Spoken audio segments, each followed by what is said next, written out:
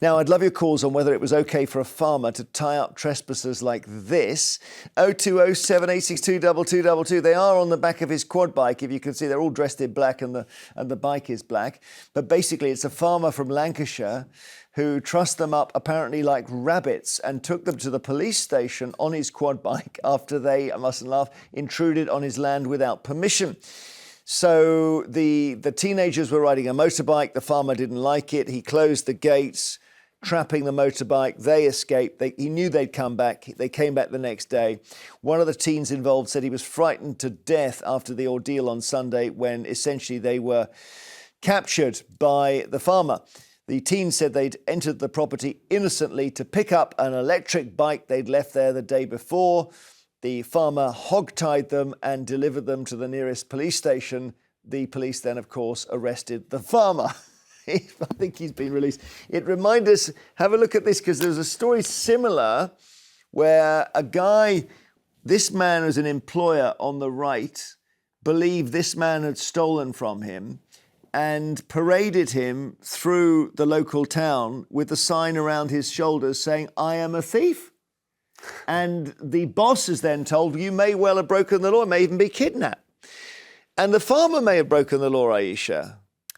Well, it's one of those things where you can understand the farmer being annoyed that people are trespassing on his land. I have sort of, but it's kind of like something from the deep south. It's sort of quite sinister the way he's sort of tied them up, and it feels like this is not his first rodeo in terms of knowing how to like tie people up. Well, all this kind of thing. I mean, had he crashed with, obviously there are issues around the lack of airbags and so on that. Yeah. Had he crashed with that, he was on the road. There's video of him going down the road with them. Well, but you've got some sympathy with him. Well, yeah, I mean, who doesn't like to be bound and gagged every now and again, I suppose, but he's not in that too early for that over your cornflakes. But look, I don't agree with what he's done. He's gone a bit too far. But you know, we'll hear all kinds of stories about people who are. I mean, I'm sure we'll talk about in the next section about shoplifting and things like that. But people need to take responsibility. And when you have somebody that's trespassing on your land, I think there is a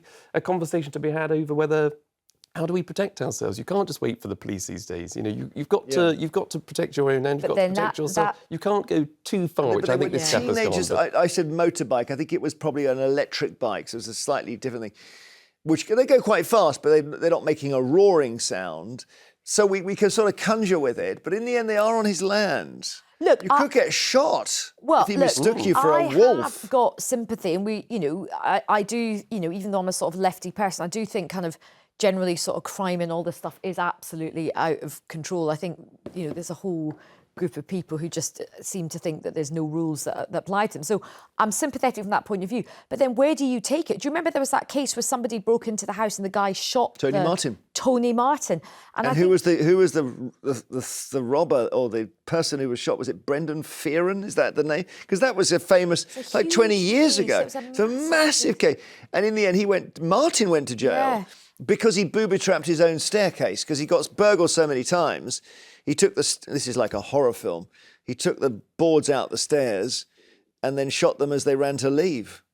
I mean, that is. But he was in the end he was let out of prison. Yeah. I mean, what should have happened, obviously, is I think if you are entitled, if somebody breaks into your house or to property, to detain them, you do have the power of citizens arrest. You shouldn't do that, and you shouldn't do that, and then call the police. No. But obviously people. But we've had cases where someone has caught a burglar, they've sat on them, and they're still waiting 5 hours later, and the burglar that is a very good point. Wants a cup of tea. I mean, quite often if you get burgled, the police won't even come round.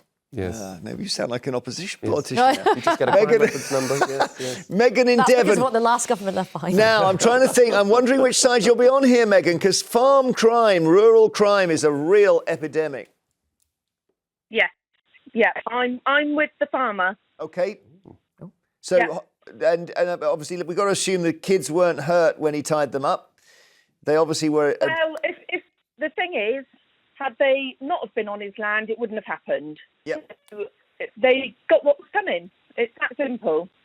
What about we saw the picture of the business owner who, I'll hold it up again, who puts the placard around the neck of the man he says has stolen from him and parades him through a town centre? Well, hopefully he's learned his lesson, hasn't he? Well, that's how it worked in the Wild West, isn't it? But I suppose the worry is, Megan, you get the wrong person at some point, or somebody does it for kicks, or... The thing is, you don't go and do those things then, you know? You pay the consequences. Yeah. Thank you so much. It's making me think of the movie Don't Breathe, where three ne'er-do-wells go into the home of an old guy they assume is going to be an easy touch. They crawl through a fan light so they can't really get out again. The house is plunged into darkness. The guy is a Vietnam veteran who's blind, so he can effectively see them in the darkness. And he's got a gun and an Alsatian. And you're suddenly thinking, I don't think these kids were doing the right thing, but I'm not sure they deserve this. It's the scariest film. Brian in Norfolk, would you have hogtied them? Yes. Thank you, Brian. Why did I suspect you were going to say that? So this is what they call summary justice, isn't it, really? Well, what I would have done, I'd have given them a good hide, and I would have took them to the police station. I'd have probably kicked 10 colours out of them. Yeah, now that Because would they actually be knew they breaking the were law, Brian. trespassing. I know, Brian, but you can't actually kick teenagers around a farm just for for sport. They're trespassing. They shouldn't have been on that farm, should they? And you're blaming the poor farmer. No, Or the I'm police not. are blaming the farmer. No, I think it's 50-50. If the farmer had rung the police, they'd have been about 3 weeks coming out. Yeah. And I live in rural Norfolk. I live in the farming community. And this, to me, is justice. Well, there we are. If you're in the community, that's different. Yes. And I think I've got to put myself into the position of, I suppose, those teenagers, their parents. Because if I had a teenager who'd sort of, gone into Brian's farm or farmland, and he turned up on a moped or a quad bike with my kids and say, "Hang on, your kids have just been in my yard, or you've been trespassing." It's quite close to being like an Australian horror film. This isn't it? I think it's Creek got vibes. Road or whatever Yes, it's called. yeah. But you know the one I mean? Wolf Creek or whatever. Well, yeah. That is the most. That's exactly what I thought. Is it Wolf Creek? What's it called? Creeks. Wolf Creek. Wolf Creek. It's terrifying. And they break down, and they basically are kept in Brian's hut for 4 weeks. Yeah. And end They're up trussed skin up and bone. and Yeah. Virginia in Lancashire, you think no, the farmer's not right.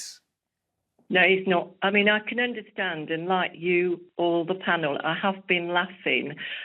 However, the farmer isn't right. But where are we? We've got children having children. We're not teaching our children parenting. I've got 4 children brought up on a council estate. They're all working. They're all paying taxes. Brilliant. Never been in trouble. So it's not because of that. It's because my parents taught me parenting, and my deputy head teacher at school, Mrs. Doyle, God bless her soul, she was like an extra mother to me. And so I had all of that grounding, but children today aren't. You get on a bus and the kids are sitting on the street and elderly disabled people can't sit down. Yeah, I don't know if it's... listen, I think you sound like the most amazing person, and I don't know if it's gone to the dogs in that way, because later we're going to speak to an actor who's doing a mental health podcast about young men being more sensitive to each other. James Sutton, his name is. Stay here with us for that, Virginia, OK? Well, we want to hear more about the farmer. We don't really know who the guy is at this stage, so maybe he'll go public.